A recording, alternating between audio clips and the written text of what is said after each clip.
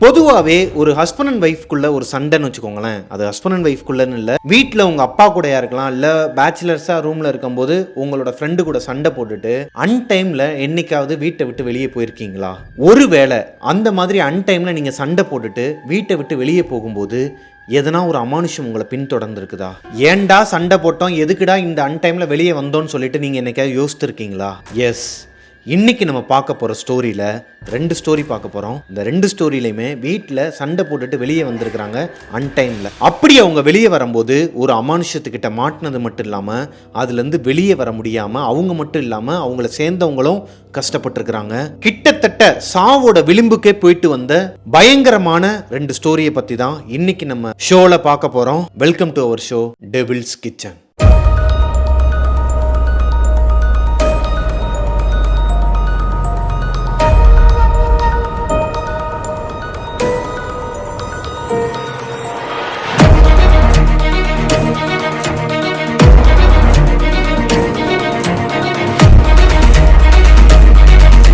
Hello ghosties, நான் உங்களோட பிரபாகரன். வருண், விமலா இவங்க 2 பேருமே லவ் மேரேஜ் பண்ணியிருக்கிறாங்க. வீட்டில் அவங்க 2 பேருக்குமே எதிர்ப்பு இருந்திருக்குது. அதெல்லாம் மீறியும் அவங்க 2 பேரும் கல்யாணம் பண்ணிட்டு கிட்டத்தட்ட ஒரு வருஷம் ஆகுது. அவங்களுக்கு இப்போ வரைக்கும் குழந்தை கிடையாது. அவங்க இருக்கிறது எங்கே அப்படின்னு பார்த்தீங்கன்னா ஈக்காடுங்கிற பகுதியில், அதாவது திருவள்ளூர் மாவட்டம், சென்னைக்கு பக்கத்தில் இருக்க திருவள்ளூரில் ஈக்காடுங்கிற பகுதியில் வாழ்ந்துக்கிட்டு வராங்க. வருண் வீட்டு சைடும் விமலா வீட்டு சைடும் 2 பேருக்குமே இவங்க எங்கே இருக்கிறாங்க அப்படிங்கிறது தெரியும். அதாவது இங்கே தான் இவங்க வாழ்ந்துக்கிட்டு வராங்க, ஒரு வருஷமாக இங்கே தான் இருக்கிறாங்கங்கிறது தெரிஞ்சாலுமே யாருமே அவங்கள கண்டுக்க மாட்டாங்களாம். அங்கே போகிறதும் கிடையாது, அவங்கள டிஸ்டர்ப் பண்ணுறதும் கிடையாது, அவங்க சைடு தலை வச்சு படுக்க மாட்டாங்களாங்க. அந்த மாதிரி ஒரு சூழ்நிலையில் தான் 2 பேரும் வாழ்ந்துட்டு இருக்கிறாங்க. வருணுக்கு ஒரு நல்ல வேலையும் கிடச்சிருக்குது. அவர் காலையில் போனார்னா ஈவினிங் ஒரு 7 மணிக்கு மேலே தான் வருவாராம் வீட்டுக்கு. விமலாவுமே வீட்டில் சும்மா இருக்காமல் அவங்களுக்கு எதனா ஒரு ப்ராஃபிட் வர மாதிரி எதனா ஒன்று பண்ணலாமேன்னு பார்த்துட்டு இருக்கும்போது தான் அவங்க ஆல்ரெடி டியூஷன்லாம் எடுப்பாங்களாங்க. ஸோ டியூஷன் எடுக்கலாம், அந்த ஏரியாவில் இருக்கிற குழந்தைங்கள்லாம் கூப்பிட்டு வீட்டில் வச்சு நம்ம டியூஷன் எடுத்தோம்னா அதில் ஒரு அமௌண்ட் வரும் இல்லையா, நம்ம சும்மா இருக்காமல் நம்மளும் ஒரு ப்ராஃபிட் பார்க்கலாம் அப்படிங்கிற மாதிரி ஒரு ஐடியாவில் இருந்திருக்கிறாங்க. இதை வருண் கிட்ட சொல்லும்போது வருண் இதுக்கு வேணாம் அப்படிங்கிற மாதிரி சொல்லியிருக்கிறாரு. ஏன்னா இவங்க இருக்கிற வீடு ஒரு சின்ன வீடுங்க. இவங்க இருக்கிற வாடகை வீடோட அமைப்பு எப்படி இருக்கும் அப்படின்னா, அதாவது கீழே கிரவுண்ட் ஃப்ளோரில் ஓனர் இருப்பாங்களாங்க. ஃபர்ஸ்ட் ஃப்ளோரில் தான் விமலாவும் வருணும் இருக்கிறாங்க. அதுக்கு மேலே மொட்டை மாடி. ஸோ கீழ் வீட்டில் ஆல்ரெடி ஓனர் இருக்கிறாங்க. ஆல்ரெடி கீழ் வீட்டில் இருக்கிற ஓனருக்கு இவங்களுக்கும் சின்ன சின்ன சண்டைகள்லாம் வருவாங்க. எல்லார் வீட்லேயும் வர மாதிரி தான். அந்த பைக்கை எங்கே நிப்பாட்டாத, அங்கே நிப்பாட்டாத, இங்கே நான் உனக்கு பார்க்கிங்கே கிடையாது, பக்கத்தில் போய் நிப்பாட்ட, உங்கள் வீட்டில் தானங்க இருக்கிறோம், உங்களுக்கு தானங்க வாடகை கொடுக்குறோம், நீங்களே எங்கள் பைக்கை பார்க் பண்ணக்கூடாதுன்னா என்ன அர்த்தம்? இந்த மாதிரி ஏகப்பட்ட சண்டைகள் இருக்கிறனால இப்போ குழந்தைகள்லாம் வராங்க, டியூஷனுக்கு வராங்க அப்படின்னா சைக்கிள்லாம் நிப்பாட்டுவாங்க. கீழே எங்கேயாச்சும் நிப்பாட்டினாங்கன்னா கண்டிப்பாக எதனா பிரச்சனை ஆகுமா, வேணாம் இப்போதைக்கு பிரச்சனை வேணாம் அப்படின்னு சொன்னது விமலாவுக்கு ஒரு மாதிரி இரிட்டேட் ஆகிருக்குதுங்க. ஏங்க என்னங்க சொல்கிறீங்க, நான் பேசிக்கிறேங்க ஓனர் அக்கா கிட்ட, நீங்கள் அவங்க ஹஸ்பண்டுக்கிட்ட நீங்கள் பேசுங்க, அந்த அக்கா கிட்ட நான் பேசிக்கிறேன், இதனால் என்ன சொல்ல போகிறாங்க, அவங்களுக்கு தான் நம்ம வாடகை கொடுத்தானே இருக்கும், சும்மா ஒன்றும் இல்லையே, நம்ம தாங்க நம்மளோட விஷயத்த பார்க்கணும், நீங்கள் மட்டும் வேலை பார்க்குறீங்க வெளியே போய், இதுவே நான் படித்து வெளியே போய் வேலை பார்க்க ஆரம்பிச்சிருந்தேன்னா, உங்களை கல்யாணம் பண்ணாமல் நான் வேலைக்கு போயிருந்தேன் அப்படின்னா நானும் சம்பாதிக்க ஆரம்பிச்சிருப்பேன்னு சொல்லி பேசினதுக்கப்புறமா இவங்க 2 பேருக்குள்ள ஒரு சண்டை வருதுங்க. ஒரு வருஷமாக இல்லாத பிரச்சனை இப்போ வெடிக்க ஆரம்பிக்குது. சண்டை கொஞ்சம் கொஞ்சமாக பெருசாக ஆரம்பிச்சிருக்குது. டெய்லி சண்டை வந்துக்கிட்டே இருக்குமாங்க. வருண் எப்பப்பெல்லாம் காலையில் கிளம்பும் போது இவங்க மூஞ்சி காட்டுவாங்க, அவருக்கு சாப்பாடும் செஞ்சு அனுப்ப மாட்டாங்க, அவரை கேர் பண்ணவே மாட்டாங்களாம். அதே மாதிரி விமலாவை அவரும் கண்டுக்கவே மாட்டாராம். அவர் வேலை உண்டுன்னு போயிட்டு வர்றது, கொஞ்ச நாள் வீட்டுக்கே வராமலாம் போகிறது, அவரோட ஃப்ரெண்டு வீட்டிலே தங்கிடுறது, இந்த மாதிரிலாம் சண்டை கொஞ்சம் பெருசாயிருச்சுன்னு வச்சுக்கோங்களேன். விமலா என்ன பண்ணியிருக்கிறாங்கன்னா, வருண் வீட்டுக்கு வரும்போதெல்லாம் அவர் முகத்தை பார்க்க பிடிக்காம மொட்டை மாடியில் போய் படுத்துப்பாங்களாங்க. மொட்டை மாடியில் போய் உட்காந்துருப்பாங்களாம், மொட்டை மாடியில் போய் நின்றுப்பாங்களாம். ஆனால் ஒன்றா மொட்டை மாடிக்கு போயிடுவாங்களாம். ஏன்னா கீழே இறங்கி போக முடியாது, பயம்.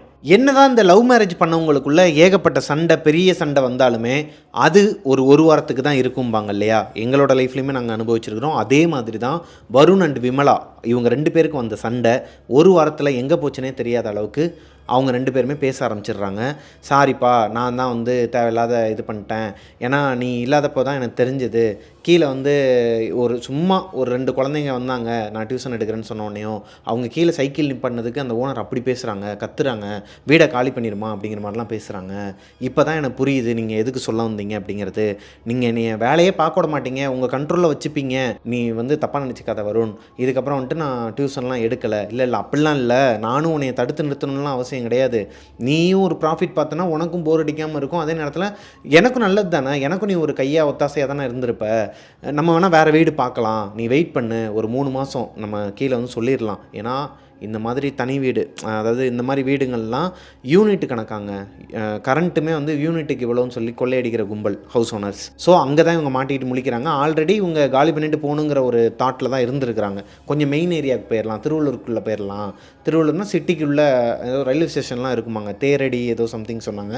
அந்த ஏரியாவில் போயிட்டோம் அப்படின்னா மார்க்கெட் ஏரியாவில் நமக்கு இன்னுமே நல்லாவே இருக்கும். நிறைய குழந்தைங்க வருவாங்க, நீ டியூஷன் கூட எடுமா, எனக்குமே ஈஸியாக இருக்கும் வேலைக்கு போய்ட்டு வரதுக்கு அப்படிங்கிற மாதிரி ஒரு முடிவு எடுக்கிறாங்க. ஸோ ஓனர்கிட்ட போய் சொல்லிடுறாரு, சார் நான் 3 மாதத்தில் வெக்கேட் பண்ணிக்கிறேன், அதாவது வீடை வந்து காலி பண்ணிக்கிறேன். அப்புறம் ஏன்ப்பா முன்னாடியே சொல்லலை அப்படின்னு சொல்லி ஒரு பேச்சு வந்துடக்கூடாது சார், அதனால தான் இப்போயே சொல்லிடுறேன்னு சொல்லிட்டு வந்துடுறாருங்க. அப்பாடா, ஒரு வழியாக எதுக்கோ தலைக்கு வந்தது தலப்பாகையோட போச்சும்பாங்க இல்லையா, அந்த கதையாக நம்மளோட வாழ்க்கைக்கு ஒரு பெரிய சண்டை. இந்த சண்டை எங்கே வேணாலும் போய் விட்டுருக்கலாம், டைவர்ஸில் கூட போய் விட்டுருக்கலாம். ஒருவேளை விமலா அவங்க அப்பா அம்மா கிட்ட இந்த சண்டையை ஒரு காரணமாக வச்சு போயிருந்தாங்க அப்படின்னா அவங்களே டைவர்ஸ் வாங்கி கொடுத்துருப்பாங்க.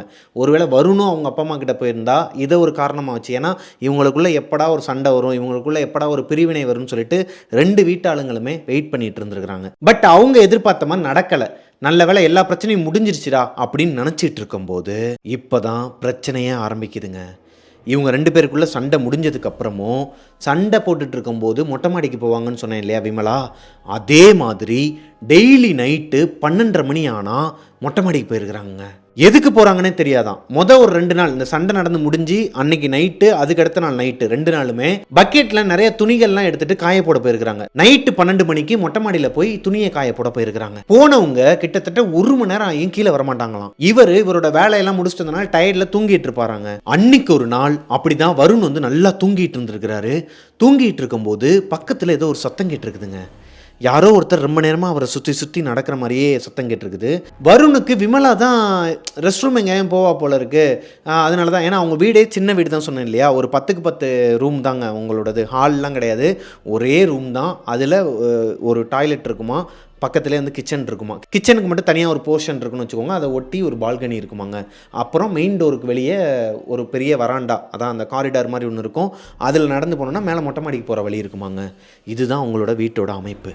நல்லா தூங்கிட்டு இருந்த வருணுக்கு இந்த கொலுசு சத்தம் கேட்டு டிஸ்டர்ப் ஆனதுக்கப்புறமா எந்திரிச்சு பார்த்தா யாருமே இல்லை. பக்கத்தில் படுத்து தூங்கிட்டு இருந்த விமலா இப்போ ஹாலில் இல்லை. ஒருவேளை கிச்சனில் இருப்பாளோன்னு சொல்லிட்டு எந்திரிச்சவர் அப்போ தான் ஒரு விஷயத்தை கவனிக்கிறாரு. மெயின் டோர் வந்து ஓப்பனில் இருக்கு. டைமை பார்க்குறாரு, மணி 12:45.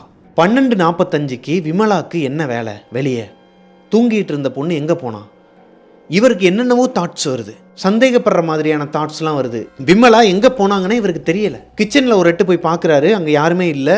பால்கனியில் பார்த்துட்டு வெளியே வராரு. வெளியே வந்தோடனே மெயின் அந்த காரிடாருக்கு வராரு. அந்த காரிடாரில் வந்து அவர் நின்று பார்த்துட்டு இருக்கும்போது அந்த ஏரியா ஸ்ட்ரீட் டாக்ஸ் எல்லாமே ஒரு மாதிரி ஊழ விட்டுருக்குதுங்க.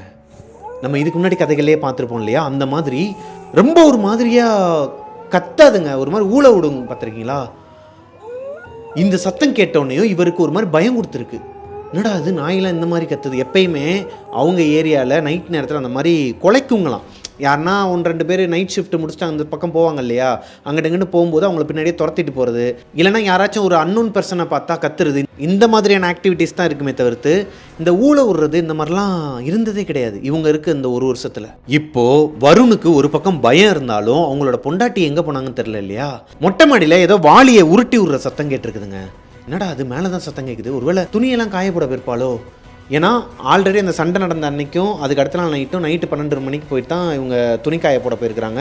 இவர்கிட்ட சொல்லிட்டே தான் போயிருக்கிறாங்க. ஆனால் மேலே மொட்டை மாடியில் துணியெல்லாம் காய போட்டு எப்போ நைட்டு வந்து படுத்து தூங்குனாங்கங்கிற விஷயம் வருணுக்கு தெரியாது. அவர் வேலை பார்க்குற இடத்துல அவருக்கு வேலை அதிகம், காலையில் வெள்ளனை போகணுங்கிறனால நல்லா படுத்து தூங்கி இருக்கிறாருங்க. ஸோ அதுக்கு அடுத்த நாள் 3ஆவது நாள் தான் இப்போ இந்த சம்பவம் நடந்துகிட்டு இருக்குது.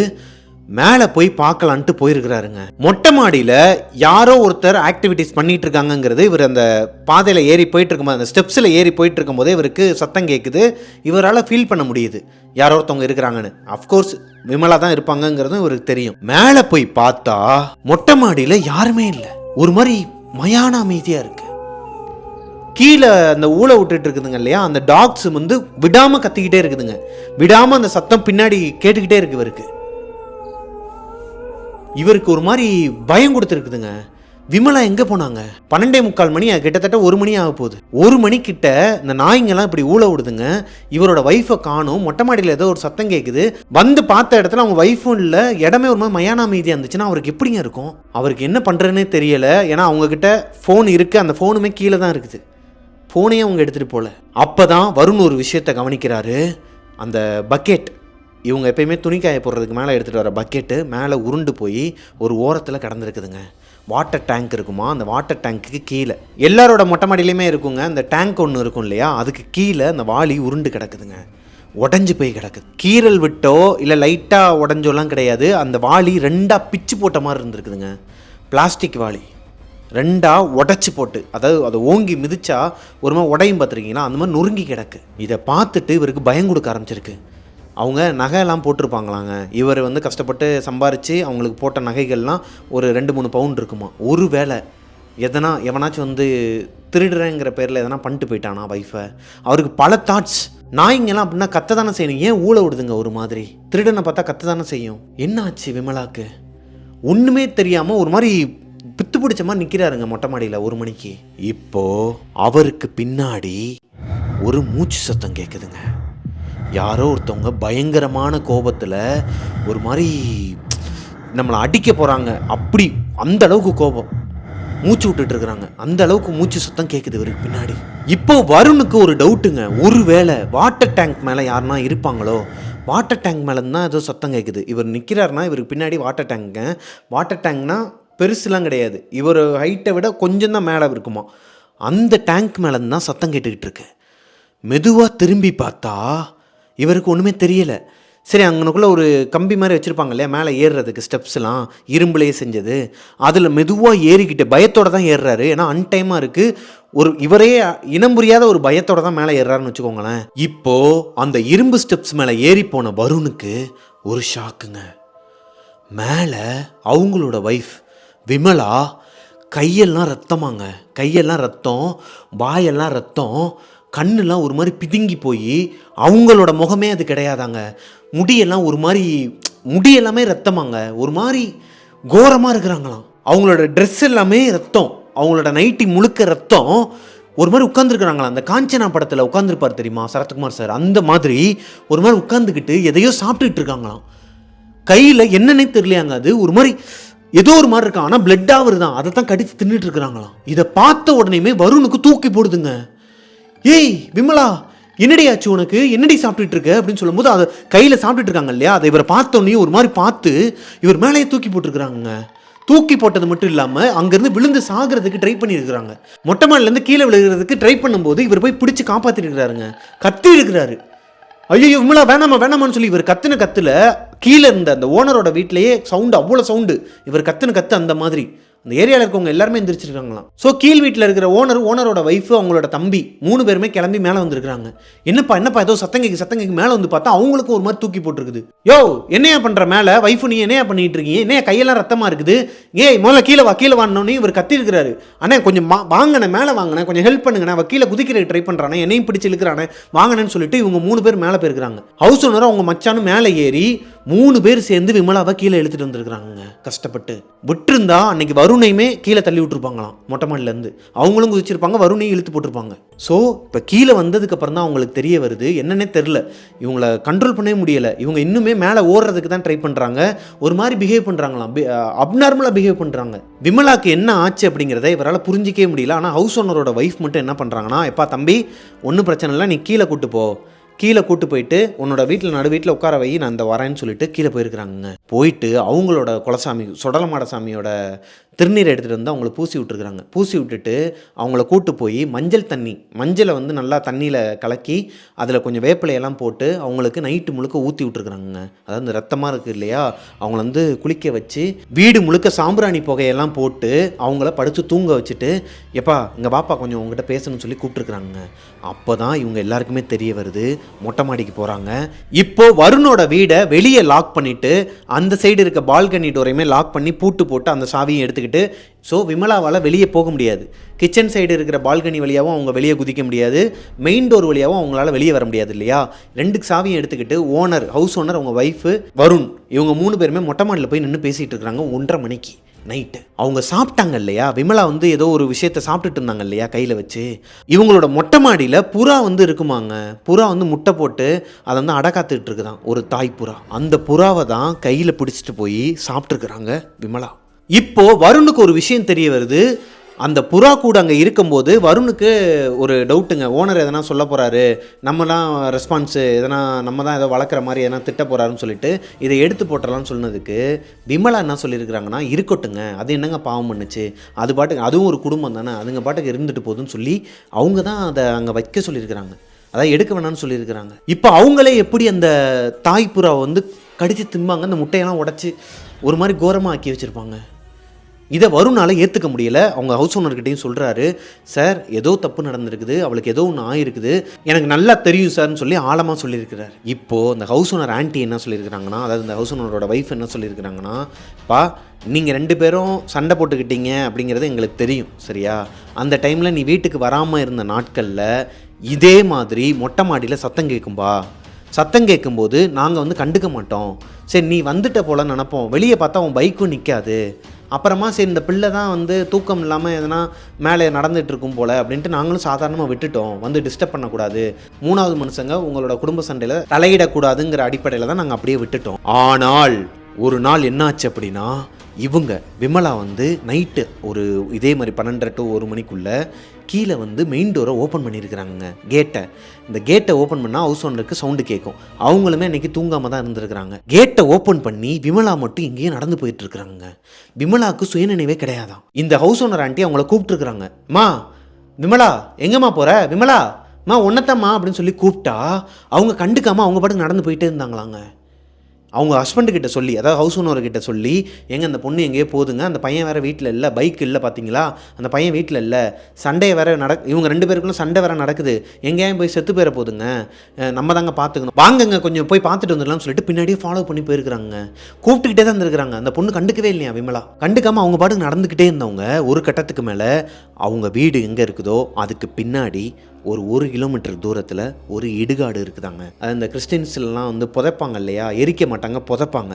அந்த அந்த இடத்து பேரை தான் வந்து இடுகாடுன்னு சொல்லுவாங்க.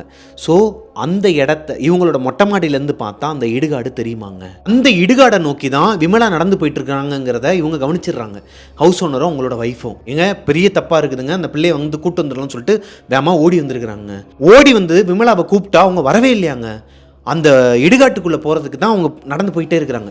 எவ்வளோ தடுத்து பார்த்துருக்குறாங்க, அவங்க கேட்குற மாதிரி இல்லை. இந்த ஹவுஸ் ஓனர் ஆண்டி அவங்கள ஓங்கி ஒரு அரைஞ்சோடனே மயக்கம் போட்டு விழுந்துட்டாங்களாங்க விமலா. அப்புறமா ஒரு 5 நிமிஷம் கழிச்சு அவங்களே எந்திரிச்சிருக்கிறாங்க. இவங்களை எப்படா தூக்கிட்டு போகிறது வீட்டுக்குன்னு சொல்லிட்டு, அதுவும் இடுகாட்டுக்கு பக்கத்தில். ஹவுஸ் ஓனருக்கும் அவங்க ஒய்ஃபுக்குமே ஒரு மாதிரி டர்ரு விட்டுருக்குது. ஏன்னா அன்டைமில் இடுகாட்டுக்கிட்ட போய் இந்த மாதிரி இந்த பொண்ணு மயக்கம் போட்டு விழுந்துருச்சுன்னா இவங்க 2 பேருக்கு ஒரு மாதிரி பதறாதாங்க. எதனால் அந்த பொண்ணு அங்கேருந்து வந்துச்சுன்னே தெரில அவங்களுக்கு. எதனால் வரணும், ஹஸ்பண்ட் கூட சண்டைனா எதுக்கு இடுகாட்டுக்கு வரணும்? ஸோ விமலா எந்திரிச்சதுக்கு அப்புறமா, இம்மா என்னம்மா நீ பாட்டுக்கு இங்கே வந்து படுத்துருக்குற, நீ இங்கே வந்து மயக்கம் போட்டம்மா, நீ எங்கேயே நடந்து போயிட்டு இருந்த, நாங்கள் பின்னாடியே ஃபாலோ பண்ணி வந்தால் இந்த இடுகாட்டுக்கு முன்னாடி வந்து நிற்கிறேன்னு சொல்லி அவங்க ஹவுஸ் ஓனர் கேட்டிருக்கிறாரு. ஐயோ என்னங்க சொல்கிறீங்க, இல்லை விட்டுருங்க, என்னை மன்னிச்சிருங்க, எனக்கு இந்த தூக்கத்தில் நடக்கிற, விமலாவுக்கு தூக்கத்தில் நடக்கிற வியாதி இருக்குதாங்க, தூக்கத்தில் எந்திரிச்சு நடப்பாங்களாம், அது அவங்களுக்கு பெரிய கெட்ட பழக்கமாக. முதல்ல வீட்டுக்குள்ளேயே நடந்துட்டு இருப்பாங்களாம், சின்ன வயசுலேருந்தே இருக்குதான், வீட்டுக்குள்ளேயே நடப்பாங்களாம், அப்புறமா மொட்டை மாடிக்கு போகிறது, அப்புறமா வெளியே போகிறது, ஏரியா விட்டு ஏரியா போகிறது, இந்த மாதிரிலாம் பண்ணிகிட்டு இருப்பாங்களாங்க. கண் முழிச்சு பார்த்தா தான் அவங்களுக்கே சுயநினைவு வந்ததுக்கப்புறம் தான் தெரியுமா, என்னடா அது நம்ம தூக்கத்தில் எங்கேயோ வந்துட்டோன்னு சொல்லிட்டு. என்னம்மா சொல்கிற, தூக்கத்தில் நடக்கிற வியாதியா, ஐயய்ய இது மோசமான வியாதிமா, இப்படிலாம் அதுக்கு நீ இடுகாட்டுக்கிட்டையா வந்து நிற்ப, தயவு செஞ்சு நீ வீட்டுக்கு போமான்னு சொல்லிட்டு நாங்கள் தான்ப்பா அனுப்பி விட்டோன்னு சொல்லிட்டு இப்போது கரண்ட்டில் சொல்கிறாங்க வருண் கிட்ட ஹவுஸ் ஓனர்ஸ்.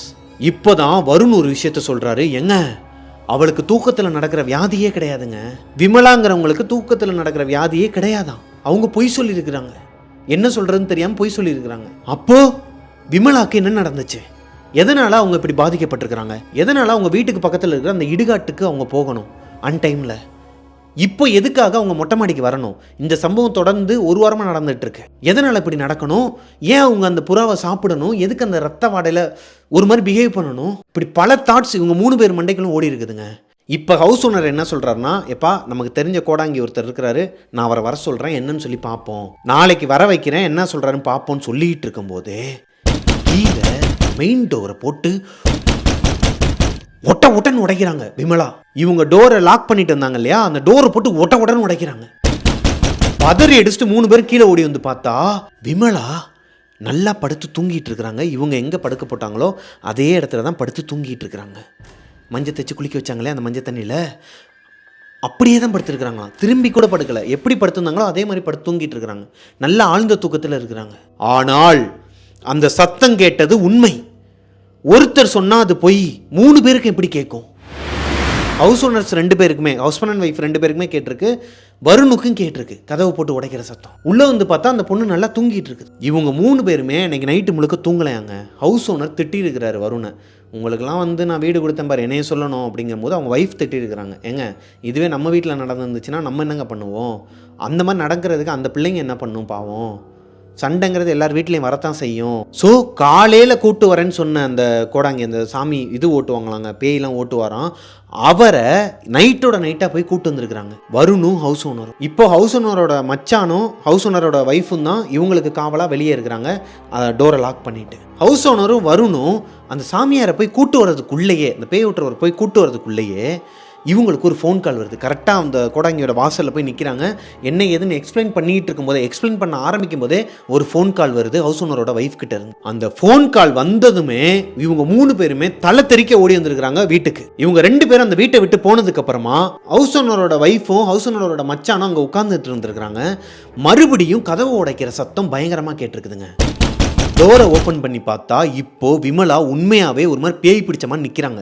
முடியெல்லாம் ஒரு மாதிரி முன்னாடி போட்டுக்கிட்டு ஒரு மாதிரி இருக்கிறாங்களாங்க. இங்கனக்குள்ளெல்லாம் பரண்டி வச்சுக்கிட்டு பிளட்டாக இருக்குதா, அவங்களோட முகத்துலலாம் பிளட்டாம், கை காலெல்லாம் ஒரு மாதிரி பரண்டி வச்சு பிளட்டாக இருக்குதாங்க. என்னமோ எதுன்னு சொல்லி பார்த்தோன்னே இவங்களுக்கு பதறி அடித்து இவங்களுக்கு ஃபோன் போட்டிருக்கிறாங்க. ஒரு மாதிரி அப்நார்மலாக தான் பிஹேவ் பண்ணுறாங்களாம். மேலே ஓடுறாங்களாம், மறுபடியும் அந்த வீட்டை விட்டு வெளியே வந்து மேலே ஓடுறதுக்கு ட்ரை பண்ணுறாங்களாம். மொட்டை மாடிக்கு தான் ஓடுறாங்களாம். அவங்க மச்சானும் அந்த அவங்களோட ஒய்ஃபும் தான் பிடிச்சி வச்சிருக்கிறாங்க உள்ள. அதோட தான் ஃபோன் போட்டிருக்கிறாங்க. ஸோ இப்போ அந்த சாமியாரை கூட்டிட்டு இவங்க 2 பேரும் வீட்டுக்கு வந்ததுக்கப்புறமா இவங்க இன்னுமே அப்நார்மலாக பிஹேவ் பண்ண ஆரம்பிச்சிருக்காங்க. என்னை விட்டுருங்க, இப்போ பேச ஆரம்பிச்சிருக்காங்க. என்னை விட்டுருங்க, சொன்னா கேளுங்க, என்னை விட்டுருங்க, உங்கள் எல்லாரோட உயிருக்குமே ஆபத்து, விட்டுருங்க என்னை அப்படிங்கிற மாதிரிலாம் ஒரு மாதிரி மிரட்டி இருக்கிறாங்க. என்ன ஆனாலும் பரவாயில்லன்னு சொல்லிட்டு அவங்கள பிடிச்சி வச்சிருக்கிறாங்க ஹவுஸ் ஓனரோட ஒய்ஃபும் உங்களை மச்சானும். இப்போ அந்த கோடாங்கி அவர் வந்ததுக்கப்புறமா இவங்களை வந்து உட்கார வச்சு எலுமிச்சம்பழம்லாம் வச்சு சில பூஜைகள்லாம் பண்ணியிருக்கிறாருங்க. இவங்களுக்கு பேய் ஓட்டியிருக்கிறாங்க. லிட்டரலி இவங்களுக்கு வந்து பேய் ஓட்டியிருக்கிறாங்க. கண்ணு முன்னாடி துடிக்கிறாங்களாங்க ஒரு மாதிரி. விட்டுருன்னு சொல்லிட்டு நம்ம இந்த படங்கள்லாம் பார்க்குற மாதிரி நம்ம நேரில் நான் பார்த்துருக்குறேன். 1-2 விஷயங்கள்லாம் நான் நேர்லேயே பார்த்துருக்குறேன். அவங்க சொல்லும் போது எனக்கு வந்த ஃபீலுமே அதாங்க. நீங்களும் பார்த்துருப்பீங்க நேரில். பேய் ஓட்டுற போது ரொம்ப பயங்கரமாக இருக்குங்க. இந்த ஏரியாவே அரள்ற அளவுக்கு சத்தம். கத்தி இருக்கிறாங்க விமலா. பக்கத்தில் இருக்கிறவங்கள பரண்டுறது, எல்லாருக்குமே ரத்த காயமாங்க. பக்கத்தில் இருக்கிறவங்கள பரண்டுறது, இவங்களோட மூஞ்சில் கீறுறது, இந்த மாதிரி நிறைய விஷயங்கள் நடந்திருக்குதுங்க. ஒரு வழியாக கிட்டத்தட்ட 1/2 மணி நேரம் போராடி பேயை ஓட்டியிருக்கிறாங்க.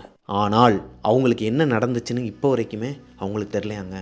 எதனால் அவங்களுக்கு அந்த மாதிரி நடந்துச்சு, எதனால் அவங்க அதில் பாதிக்கப்பட்டாங்க, எதனால் பேய் பிடிச்சிச்சு அப்படிங்கிறது இந்த கோடாங்கி அவருமே சொல்லலையா. இவங்களுக்குமே தெரியலை. இப்படியே ஒரு வாரம் போகுதுங்க. 1 வாரத்துக்கு அப்புறமா அவங்க நார்மலாகவே ஆயிடுறாங்க. அவங்கள கோயிலுக்கு கூட்டு போகிறது, தர்காவுக்கு கூட்டு போயிருக்கிறாங்க. அங்கே ஒரு பெருமாள் கோயில் இருக்குமாங்க, திருவள்ளூர் பக்கத்தில் சம்திங் பெருமாள் கோயில் ஒன்று சொன்னாங்க. இந்த மாதிரி ஏகப்பட்ட கோயில்களுக்கெல்லாம் கூட்டு போனதுக்கப்புறமா அவங்க கொஞ்சம் நார்மலாக இருக்கிறாங்க. அவங்கக்கிட்டேயே கேட்குறாரு வருண், ஏம்மா உனக்கு என்னதாம்மா நடந்துச்சு? நம்ம சண்டை போட்டு போனதுக்கப்புறமா, அதாவது நான் சண்டை போட்டு வீட்டுக்கு வராதப்ப உனக்கு எதனா நடந்துச்சா, நீ எதனா பார்த்தியா, இல்லை மொட்டை மாடியில் போய் நிற்பியே எப்பயுமே, அந்த பக்கம் அந்த இடுகாடை பார்த்து எதனா உனக்கு தோணுச்சா அப்படின்னு கேட்கும்போது, எங்க நான் அதை மறக்கணும்னு நினைக்கிறேன், விட்டுருங்க, எனக்கு எதுவும் ஞாபகம் இல்லை, ஆனால் நான் இந்த கடந்து வந்த இந்த பாதை வந்து ரொம்ப என்னோடய வாழ்க்கையிலே மறக்க முடியாத ஒரு ஒஸ்டான நிமிஷங்கள், இந்த நிமிஷங்களெல்லாம் நான் மறக்கணும்னு நினைக்கிறேன், அதை பற்றி பேசாதீங்கன்னு சொன்னதுக்கப்புறமா வருணும் அதை பற்றி பேசவே இல்லைங்க. ஆக மொத்தம் வருணுக்கு எதனால் விமலாவுக்கு இந்த மாதிரி ஆச்சு, எதனால் அவங்க இடுகாட்டு பாதையில் போனாங்க அப்படிங்கிறது தெரியாமே போயிடுச்சாங்க. இந்த கதையை என்கிட்ட அவர் சொல்லும்போது உங்ககிட்ட இதை வந்து கேட்க சொன்னார். பிகாஸ் அவருக்கு பல தாட்ஸ் வருதாங்க. யாராக இருந்தாலுமே பல தாட்ஸ் வரும் இல்லையா, இதனால் நடந்திருக்குமா, அதனால் நடந்திருக்குமான்னு. ஜஸ்ட் இது நமக்கு ஒரு கதை, ஆனால் அவங்க வாழ்க்கையில் நடந்த ஒரு அமானுஷ்யம் அவங்களுக்கு எப்படி இருக்கும். ஸோ உங்ககிட்ட இதை ஷேர் பண்ண சொன்னார். இன்ஸ்டாகிராமில் வருண் தான், எனக்கு அவரோட ஒரிஜினல் நேமும் வருண் தான். இது ஒரிஜினலாக நடந்ததும் நான் சொன்ன பிளேசஸில் தான். ஸோ அவங்க வாழ்க்கையில் என்ன நடந்திருக்கும் அப்படின்னு உங்களுக்கு எதனா ப்ரெடிக்ஷன் இருந்துச்சுன்னா, இப்படி தான் நடந்திருக்கும் அவங்களுக்கு, விமலாவுக்கு வந்து இப்படி தான் நடந்திருக்கும் அப்படிங்கிற மாதிரி எதனா இருந்துச்சுன்னா கீழே கமெண்ட் பண்ணுங்கள். வருண் இந்த வீடியோவை பார்த்துட்டு தான் இருப்பார். ஸோ அவர் சொன்ன ஸ்டோரியே நான் உங்ககிட்ட சொல்லிட்டேன். இந்த ஸ்டோரி உங்களுக்கு பிடிச்சிருக்கும்னு நினைக்கிறேன். உங்களுக்கும் இதே மாதிரி எதனா ஒரு அமானுஷ்யம் நடந்திருக்குது, உங்ககிட்ட நான் ஷேர் பண்ணிக்கணுனே அப்படின்னு சொல்லி உங்களுக்கு தோணுச்சு அப்படின்னா, எனக்கு என்னோட இன்ஸ்டாகிராம் ஐடி வந்து கீழே டிஸ்கிரிப்ஷனில் லிங்க் கொடுத்துருக்கிறேன். வந்து எனக்கு இன்ஸ்டாகிராமில் இன்பாக்ஸ் பண்ணுங்கள். இந்த வீடியோ உங்களுக்கு பிடிச்சிருந்தீங்கன்னா லைக் பண்ணிடுங்க. மிஸ்டர் பிரபாகரன் யூடியூப் சேனலை சப்ஸ்கிரைப் பண்ணிடுங்க. பக்கத்தில் இருக்க பெல் ஐக்கானை தட்டி விட்டுருங்க. நெக்ஸ்ட் இதை விட ஒரு பயங்கரமான ஸ்டோரியில் உங்களை மீட் பண்ணுற வரைக்கும் பாய்.